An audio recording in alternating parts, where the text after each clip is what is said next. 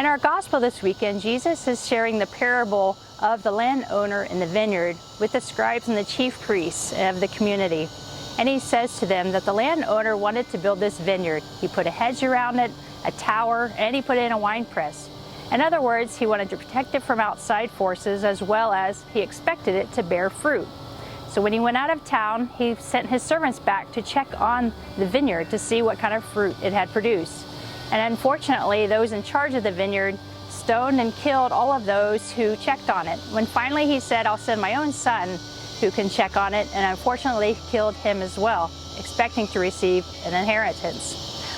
So it's kind of a foreshadowing of what would happen to Christ. So when God the Father sent then the prophets to go and to speak to the people of Israel, the chosen people, to see what kind of fruit they produced. And then he sent his own son to be with the people, and again they rejected, they killed him as well. And so not only was he sharing this with the chief priests and the scribes, but he's sharing it with us today.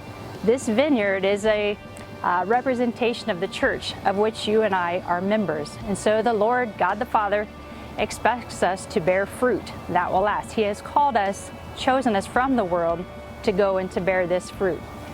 So what is the fruit that God expects from us? Well, the fruit comes from the graces that we have received. And those graces are then the virtues, living in charity with one another, forgiving each other, doing good deeds. So we look for those fruits in our lives, and are we bearing good fruit?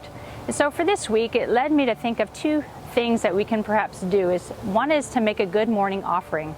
And we ask the Lord to bless all of our thoughts, words, and actions of this day so that everything will be pleasing to Him and fruitful. We ask Him to be part of our day and to lead and guide us through the day.